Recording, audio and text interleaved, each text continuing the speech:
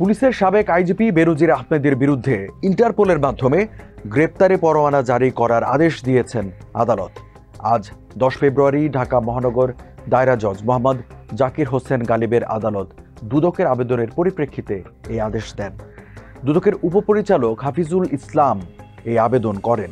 দর্শক, এসব নিয়ে এখনকার টিভি নিউজ আপডেট সাথে আছে আমি রঞ্জু ইফতেখার। আবেদনে বলা হয়, বেনজির আহমেদ বিদেশে পলাতক রয়েছেন, তাকে গ্রেপ্তার করে বিচারের আওতায় আনা প্রয়োজন। তাই ইন্টারপোলের মাধ্যমে তার বিরুদ্ধে গ্রেপ্তারি পরোয়ানা জারি করা প্রয়োজন। এর আগে 13 জানুয়ারি বেনজির আহমেদ ও তার বড় মেয়ে ফারহিন রিশতা বিনতে বেনজিরের আয়কর নথি জব্দের আদেশ দেন আদালত।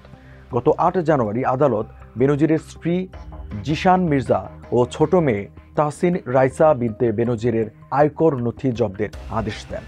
গত 15 ডিসেম্বর সাবেক আইজিপি বেনজির আহমেদ ও তার স্ত্রী সন্তানদের বিরুদ্ধে 4টি মামলা করে দুদক। মামলার অভিযোগে বলা হয়, বেনজির 9,44,00,000 টাকা জ্ঞাত আয় বহির্ভূত সম্পদ অর্জন এবং 2,62,00,000 টাকা সম্পদের তথ্য গোপন করেছেন। তার স্ত্রী জিশান মির্জা 31,69,00,000 টাকার জ্ঞাত আয় বহির্ভূত সম্পদ অর্জন এবং 16,01,00,000 টাকার তথ্য গোপন করেছেন।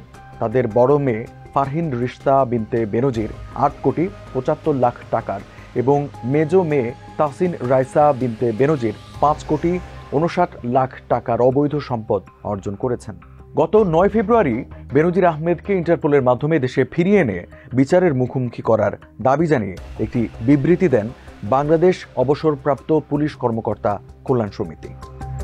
বেনজির আহমেদ 2020 সালের 15 এপ্রিল থেকে 2022 সালের 30 সেপ্টেম্বর পর্যন্ত আইজিপি ছিলেন। এর আগে তিনি ঢাকা মহানগর পুলিশের কমিশনার ও র্যাবের মহাপরিচালক হিসেবেও দায়িত্ব পালন করেন। গত বছরের 4 মে সপরিবারে দেশ ছেড়েছেন বেনজির। দর্শক, এই ছিল এখনকার টিভিএস নিউজ আপডেটস। আরও সংবাদ ও এর বিশ্লেষণ জানতে টিভিএস এর সাথেই থাকুন।